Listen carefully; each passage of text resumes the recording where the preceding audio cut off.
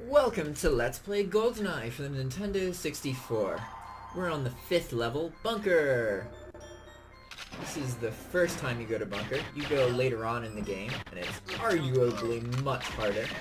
In both levels, you need to destroy all of the alarm clocks. In this one, you gotta mess with the Goldeneye key, make a copy of it, and do some other stuff. The key to beating this level is definitely not to get seen by the cameras, because as soon as you get seen by the cameras, these armored black guys, like guys wearing black clothing, come in and they are really fucking strong, and they don't get stunned by your shots. So the key, like I said, you can beat the level pretty easily as long as you don't do that. And it goes by pretty quickly, actually. I'm just going through, collecting ammo, killing all these guys. You don't really need to come over here. But if you make a point of killing everybody and not really thinking too much about it, you'll get the security keys you need, because as you can see right now, well, you won't until this door shuts. Here we go. Oh, that door is normally locked, but I guess I already got, oh yeah, security key card, there you go. So we'll kill this guy. Funny thing, you can kill somebody in front of a security camera, and the camera won't care, but if the camera sees you, oh, then it gets real. Then it gets really real.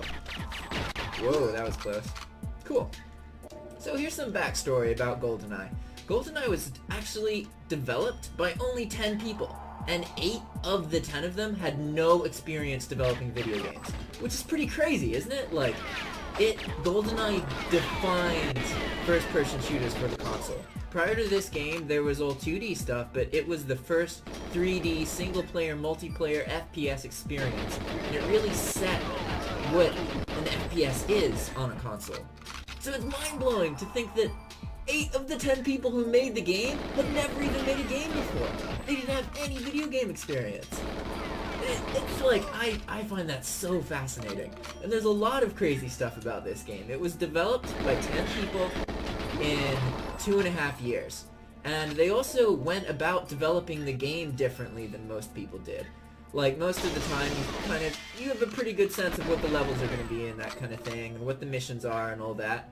But they actually made the levels as if they were designing, like, interesting buildings and interesting places. And once they had done that, that's when they started to add in the AI and the start points, the exit points. And so as a result of that, you'll notice that there's a lot of rooms, I might have shown you on the facility level, that you don't actually ever even use. And it's kind of confusing. It's like, this room has to have a purpose. Why is it here? But it actually doesn't. It's just there because of the way they designed the game. And back when this came out, it was crazy non-linear. Like, okay, when you say free roaming nowadays, you think of things like Skyrim and that kind of stuff. But back then, this was considered a free roaming game, which is pretty crazy, because, I mean, now, you know, I wouldn't consider this free roaming, but back then it was. Alright, what else do we have to do? We have to take this picture, we have to go get Boris. He's running around like a lunatic for some reason. Take me to the mainframe! Ba-ba-da-ba. And now we gotta follow him. I think I beat the rest of this stuff. I hope so. Well, we'll see. I guess I should just press start and check, huh? Okay, yeah, I destroyed all the cameras. That was the main thing.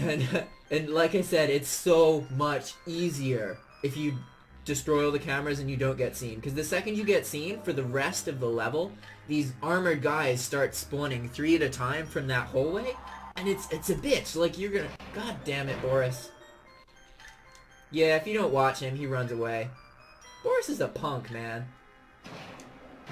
But yeah, those 3 guys, they're gonna start spawning, you'll see as soon as this guy, Boris, he's gonna try and, he's basically unlocking this computer so I can use this data thief thing and steal it. But he enters in the password, and it's been changed. And then an alarm goes off.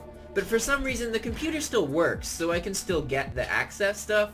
I don't really understand that, but once this alarm goes off, you'll see the armored guys that I'm talking about, and you can shoot them like 4 or 5 times and nothing happens. So here we go. Oh, fuck. I don't have much time before the guys see me, so I've got the data thief out.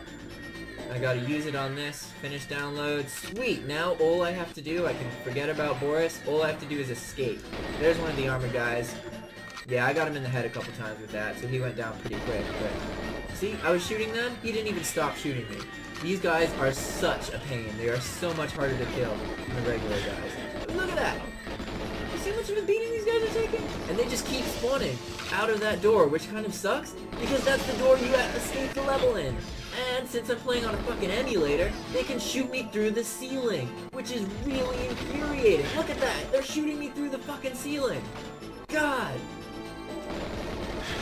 I don't even know. I'm just gonna run past these guys. Fuck it.